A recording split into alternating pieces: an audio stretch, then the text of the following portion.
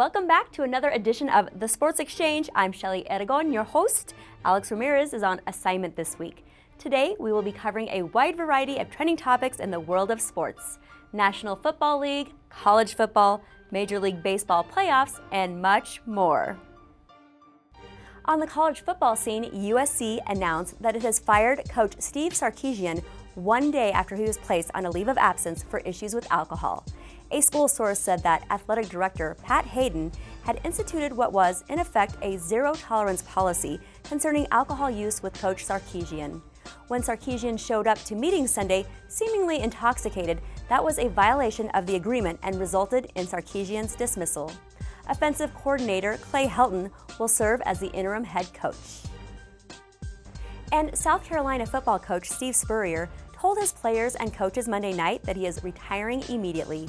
Co-offensive coordinator and offensive line coach Sean Elliott has been named the interim coach and will replace Spurrier for the remainder of the season. Coach Spurrier had this to say, "My answer has always been the same. If it starts going south, starts going bad, then I need to get out.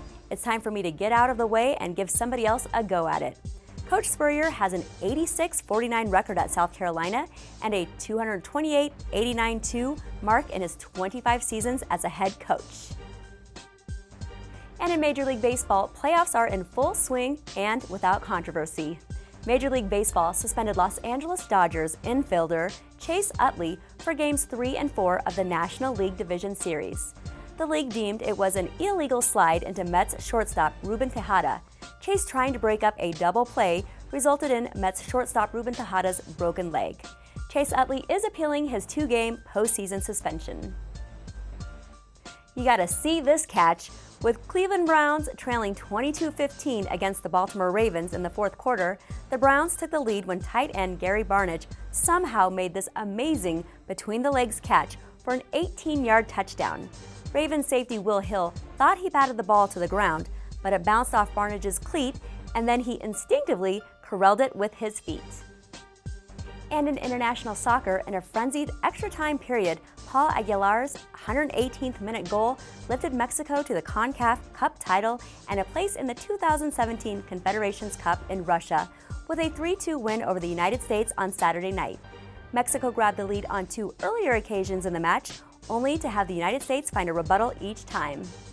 NFL kickers have come under attack lately due to the perceived kicking troubles during the early season. Sunday morning, former coach Brian Billick upped the ante when he said what casual fans have been thinking since forever. "Yes, kickers are people too, but they're not football players," said Billick on NFL Network's morning coverage. Seattle punter John Ryan didn't take too kindly to Billick's statement and fired back on Twitter with this. Here's Coach Billick's stats as an NFL football player. 0 games played, 0 catches for 0 yards, and 0 field goal attempts. And finally, Friday Night Lights is actually Saturday afternoon as we take in the high school football game of the week. Alameda Pirates versus the Denver West Cowboys. Let's take a look.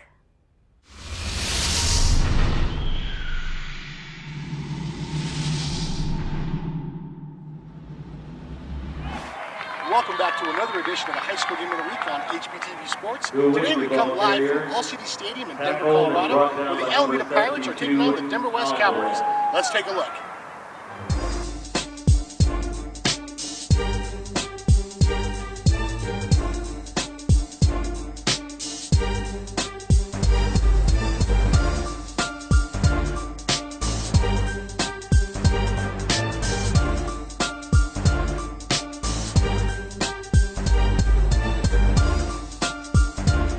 We are joined here with Dave Moya from Alameda High School, dad of Brandon Moya, fullback and linebacker, right? Number 44. Yes, number 44. Number 44. Ruben, okay. And I'll tell you what, the game right now, it's 13-6 at halftime.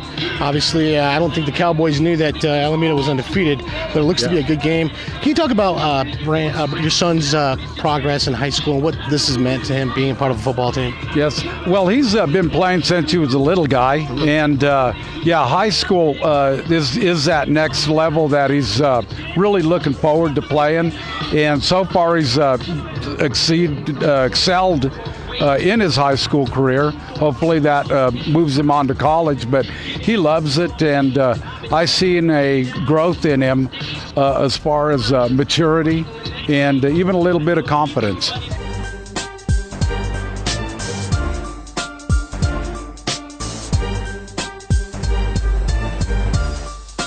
I'm with the winning coach of Alameda High School, Dan Baca. Yep. Well, Coach, talk about today's performance. Looks like it was a tale of two halves. Definitely. It was 13-6 at halftime, and it looked like you guys really, your defense stepped up, and they didn't score again in the second half. Yeah, defense definitely stepped up. You know, they've been the rock of the year. You know, they definitely been playing very well. Just had to wake up. You know, we knew that Denver West was going to be a tough team, but I think my team kind of overlooked them a little bit and got punched in the mouth, and they just had to come and recoup and go play football. Right, Coach. Now you're 6-0, and you got Manual next week, right? Yep, Manual next week, and you know they're a tough opponent. You know, they run that dirty offense where they just run the ball straight up the middle, but you know we got a good defense and we're ready for them. Talk about today's last any key players today that you want to single out in today's game. Obviously, Moya and Roberts, man, those guys played their games. Yeah, you know, Ruben always comes and brings a good game. He's the heart and soul of our team. When he gets going, you know, that's it. You know, and it took him about a half to get ready, and then you've seen once he woke up, that's when the team starts playing. And you know, Hunter Roberts, he's a special kid. He's one of them kids that anytime he touches the ball, he can take it to the house, and that's, you know, we're proud of him the way he stepped up, especially for his size. He's doing a great job this year. Great. Well, thank you for taking time with Hispanic Business TV, Coach. Good luck on the rest of the season. No problem. Thank you very much for having me. Thank you. You guys Okay. take care. Thanks for coming, Bye. guys. We're joined by player of the game, Ruben Moya, starting fullback and linebacker. You're going both ways today. You scored a touchdown, and you were all over the field at linebacker. Talk about today's performance.